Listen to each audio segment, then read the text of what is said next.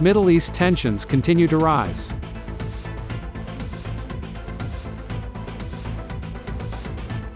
Conflicts cast a shadow over G20 foreign ministers meeting.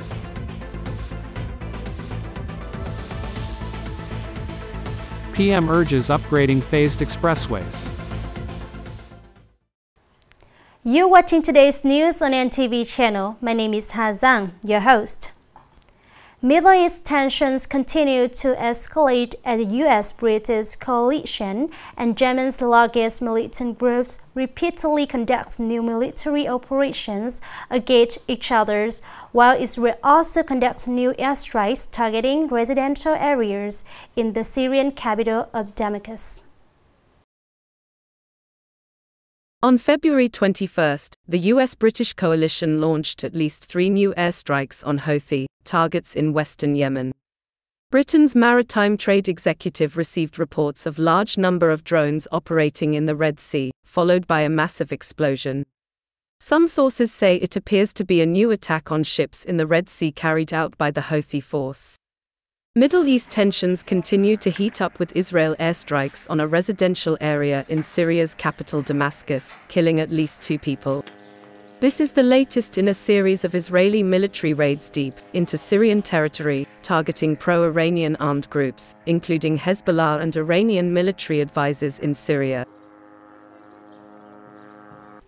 Foreign Minister of the world's leading and emerging economies G20 convened in Brazil to discuss the global economic cooperation. However, this meeting is overshadowed by ongoing conflicts, including fighting in Ukraine and the Gaza Strip.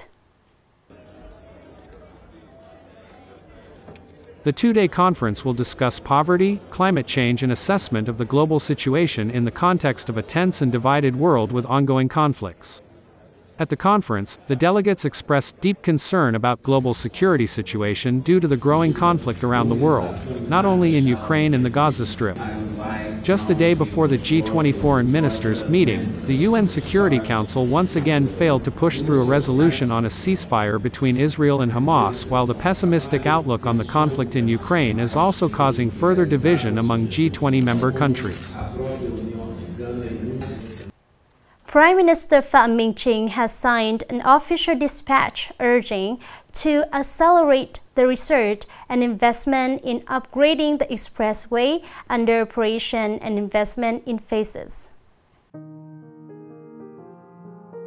The dispatch pointed out the need to focus on early investment in 2-lane scale highways, to propose early allocation of funds for upgrading the currently operational highways in phases, and to review potential traffic accident hotspots for timely resolution. It also emphasizes that the early operation of the highways has contributed to promoting socio-economic development. However, there remain certain shortcomings in the operations of such expressways, including latent risks of traffic congestion and accidents as seen in the multiple collisions on Cam Lo, La Sun Expressway on February 18th. Coming up next are some updated news. The Vietnam Railways Corporation on February 21st started the first international freight transport train in the Year of the Dragon from Song Nan Station in Dien City in the southern province of Binh Duong to Zhengzhou in China's Henan province. The train consists of 21 carriages, including 9 refrigerated containers transporting fruits and foodstuffs. It is slated to arrive in Zhengzhou in 9 to 10 days, and there will be 1 such train per week. This rail route from Binh Duong to China will help businesses reduce costs by half compared to previous methods, thus enhancing competitiveness in terms of pricing.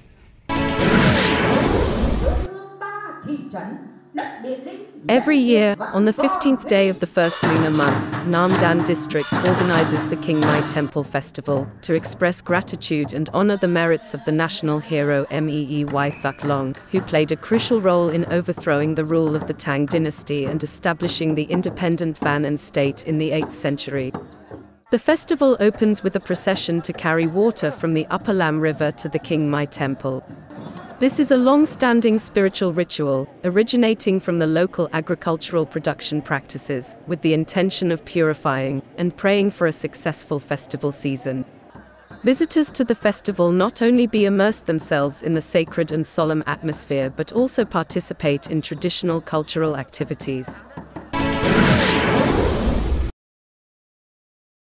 Currently, a cold air is moving southward, affecting the north central region. The forecast indicates that tonight and tomorrow, the cold air will affect the north central region. During this cold air spell, the lowest temperatures in Thanh, Nghệ An will range from 18 to 20 degrees Celsius, with some areas in highland areas even lower.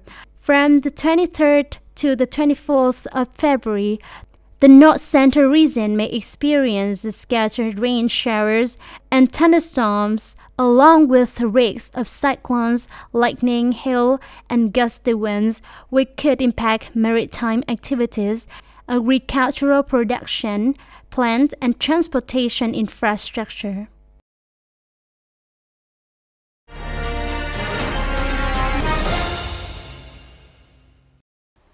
Farmers in the province are very excited as the prices of livestock feed have decreased 5 times consecutively since March 2023, creating good conditions for expanding herds right from the beginning of the new year. More in the following story.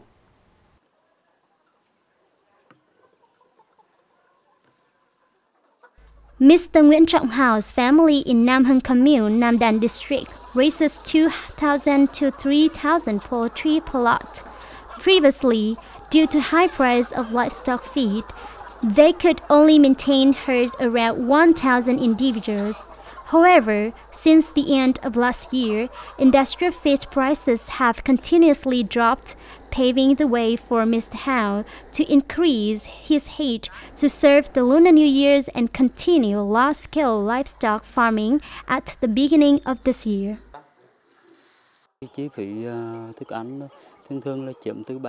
The cost of animal feed accounts for 70 to 75% of the total livestock farming expenses.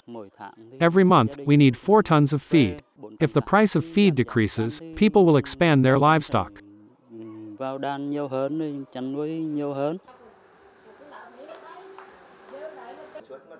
After reaching its peak in 2022, the prices of livestock feed raw materials have significantly decreased. Since March 2023, feed prices have fallen 5 times in a row, helping to reduce the burden of livestock farmers. Not only are livestock farmers excited, but also distributors, businesses, and manufacturers of livestock feed are also happy, as the decreased prices have led to increased livestock, resulting in higher sales.